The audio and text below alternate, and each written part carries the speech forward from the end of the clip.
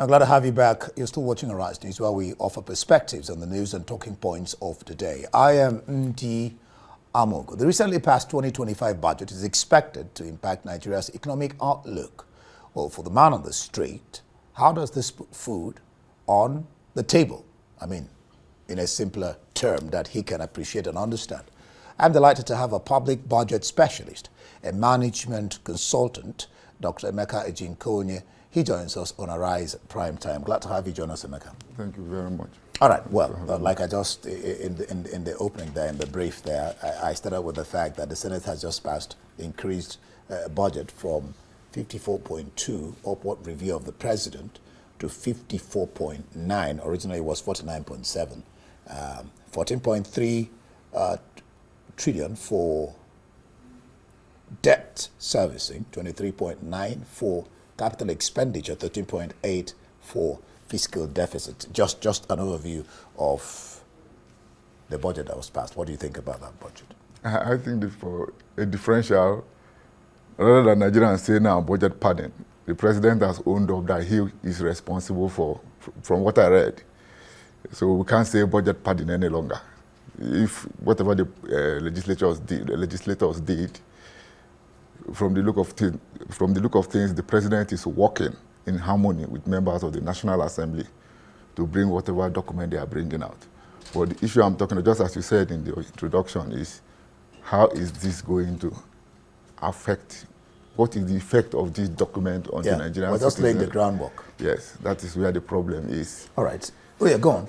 Yeah, so for me, there will be a problem because what we do in Nigeria, as I've tried to tell anybody who cares to listen, is just 20% of what budgeting entails. So, what's your, let me even ask you that straight out like I did lead in the intro. What's your evaluation of our budgeting system? Maybe that will give you the ground to begin to say what you Yes. The background is, that budgeting in Nigeria and in most developing countries is that we do only 20% of what budgeting entails. Budgeting is a spectrum of activities, human activities, from a beginning to an end that takes almost a year, right? 35% of this, to just cut it short, is what I call trying to align the vision statement of the elected chief executive officer, who happens to also be the chief policymaker of governance. The president comes in with a vision statement. Today we call it, that statement is called Renewed Hope. It's a slogan. Aligning it with the social aspirations of the citizenry. That's number one. Developing public policy programs. 35%, right? This is the background. This next 35% is, because as you're developing the public policy programs, you're also articulating the human and material resources required for achieving these public policy programs. So the second part of this work is mobilizing these human and material resources and deploying them, which is the implementation management. That aspect is another 35%. Now, because these programs, because the human and material programs that you are developing is going to be quantified in terms of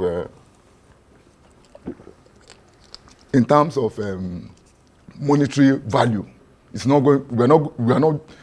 We are not deploying this thing by trade by barter. You are going to, for this example, in this program now, Ndi Amogo, what would it take to get somebody of the pedigree of Ndi Amogo? You are a human resource element for this program.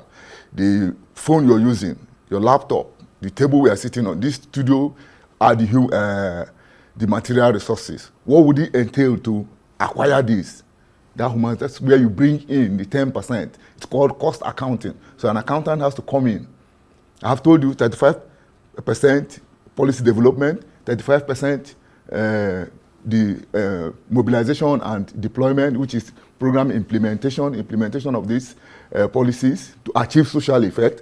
Primarily, that's what budgeting is. But because we need to acquire this human and material monetarily, we now do what is called cost accounting to quantify the human and material resources in monetary terms, right? When you now quantify, you have gotten a monetary term. So you now know the cost of the programs you want to use to achieve to renew the hope of your citizenry. If the cost of I'm trying to be as practical as I can in this story. If the programs you want to achieve will cost 100 naira, for example, right? And the president turns to the Minister of Finance. How much do we have in the coffers? And the Minister of Finance looks at the books with the Central Bank of Nigeria and says, sir, I have only 100 naira, which is equal to the programs you want to achieve. That is balanced fiscal financing, which you call balanced budgeting, right? If he goes back to the to check the books, and he finds out, look, this thing is going to cost 100 naira, but we have 20 naira in the coffers. It becomes a surplus. That is surplus fiscal financing, right? But he goes back and says, look, the program the Mr. President wants to use in achieving his objectives for Nigerian citizens will cost 100 naira, but we have only 5 naira in the coffers. It becomes a deficit. Deficit, right? Of 95 years. Yes, that's where the president will now come and say, how do I manage this? Do I cut down on the programs? These are now the decisional choices available to the president. Am I going to cut down to just use what I have to achieve for now and postpone the rest to the following year? Or, no, these programs are too critical, I want to achieve them. He now turns to the economic management team, which is the 20%. You know, we have done 10% cost accounting to reduce this to monetary terms. So this 20%, he turns to the economic management team now.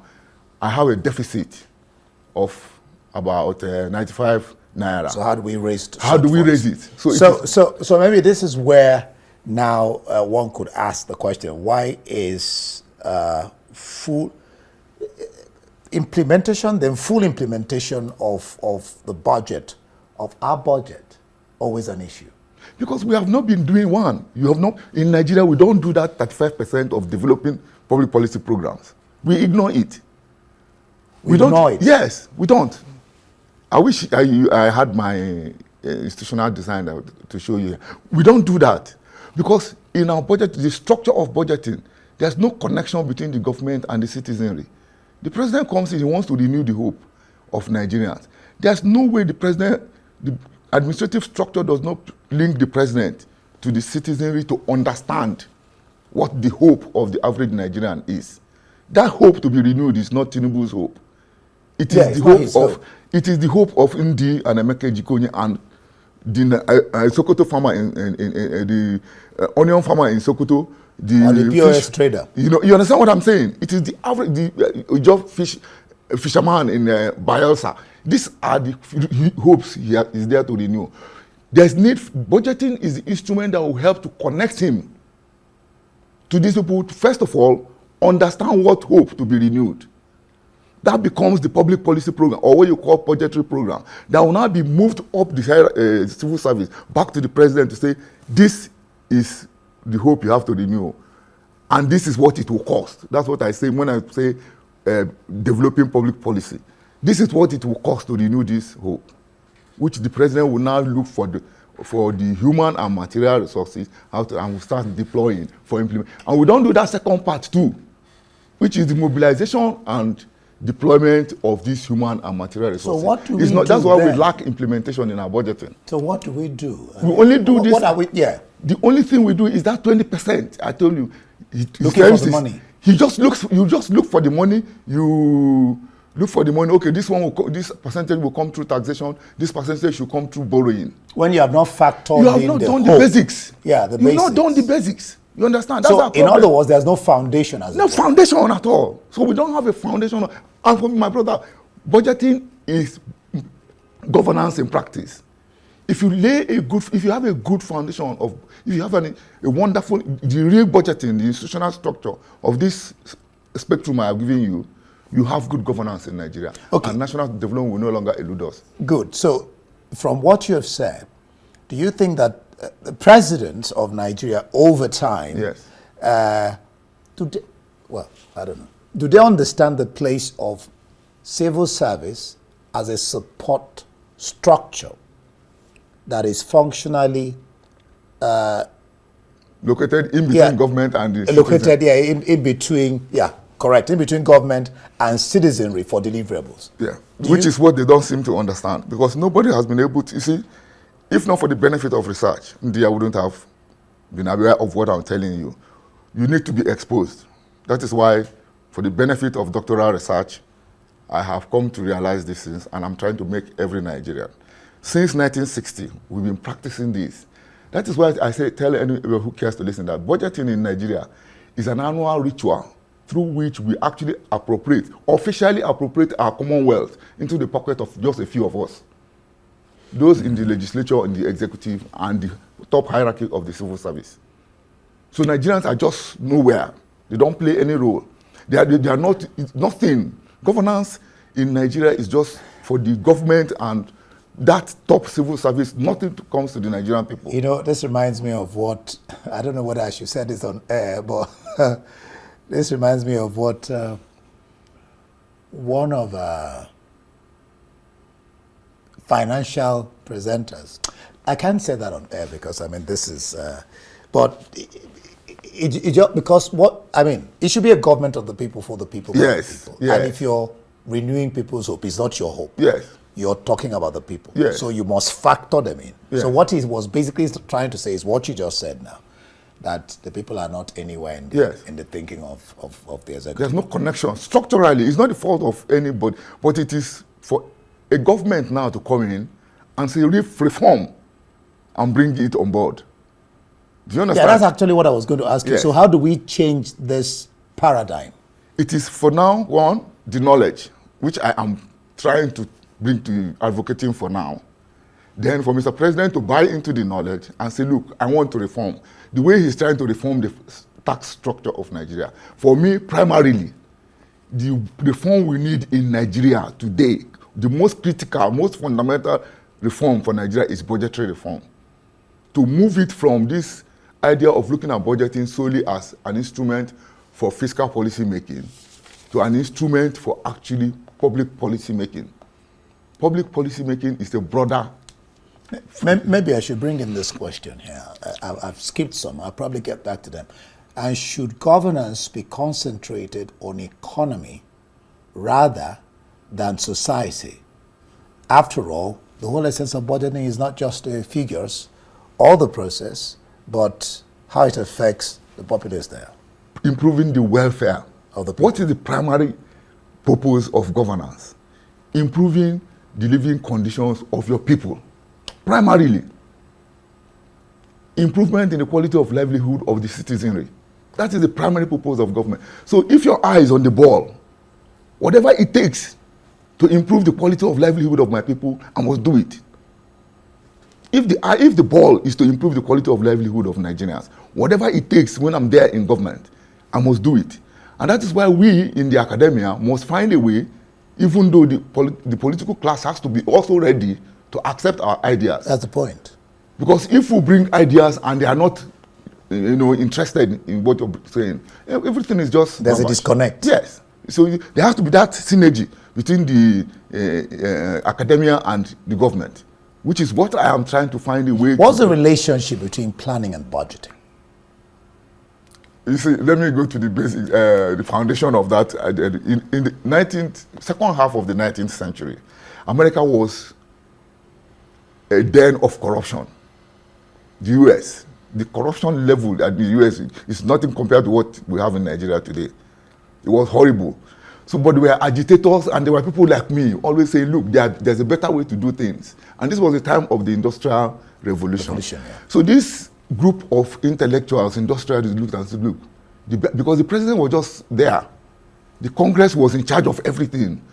A House committee, take the example of the House committee or Congressional Committee on Education goes to the House, Ministry of Education goes to the Congressional Committee on Education. They appropriate their budget, they source for fund on their own, there's no central control. So to now bring in some kind of level of sanity, these intellectuals now said, look, let's separate, based on experience around, let's separate politics from administration, right? So politics should serve Congress, administration should serve the president. Politics should be value-laden, just get in touch with the people, tell us what the people want, just as I said, the policy, public policy objective. Then, once they have developed this public policy of Mr. President, just apply it. Don't even be neutral about it. Just apply. So now planning is now supposed to serve the instrument in the arms of Congress for politics, while budgeting was supposed to be the instrument in the arms of the president for administration. So there was this complete separation between politics and administration, and then planning from budgeting. You understand? But it was impossible, because everything you have to do has to be done through the bureaucracy. The bureaucracy is the instrument for not just developing public policy, it's also the instrument for implementation, which is what that paradigm did, was to say separate the development of policy from its implementation, which is impossible. So this was further modeled up by the Keynesian economic theory after the Great Depression, when that Englishman, John Maynard Keynes, came aboard and said, look, focus governance on purely economy. In that paradigm, he neglected society, because it was like, you can use money to achieve all the objectives of governance. Which is not true. It's not possible. So some American society came to realize, look, whatever analysis you're giving us in terms of monetary policy to use, or fiscal policy to use to achieve the aims of, has to be translated into the administrative structure. If you don't translate it into the bureaucracy, you can't achieve anything.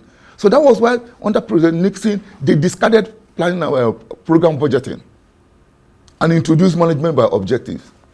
Do you understand? Most people don't understand that management by objectives, theoretically speaking now, is an approach to public budgeting. And that is the most fundamental, because it has... That is, what are you looking to achieve? Yeah, that's it. I mean, if we had time, I would have gone there. Yeah. You know, but we don't, I'd have asked you to talk about such essential elements in budgeting like objective setting. Yeah, which is okay. Yeah, program implementation and operational control. Yes, operational. That's what I'm saying. I have told you about this policy development. That is objective setting. Aligning the vision statement with the social aspirations of the citizenry to connect government to the citizenry. That is objective setting, which in classical they say we call policy formulation. I'm afraid that we can't go further. I mean, we could have broken. But the most important thing here is that budgeting should focus on how it impacts on the people. Yes. If we get that right, then Nigeria will be a better place. Yes. Then we'll have a better budgeting process and system. We just have to understand that the instrument in the hands of government to deliver public services is called budgeting. Thank you so much, Dr. Emeka Ejikanoye, economist. No, I'm not an economist. Well, specialist in public budgeting yes. and management consultant. Yeah. Thank you so much for being here on the program.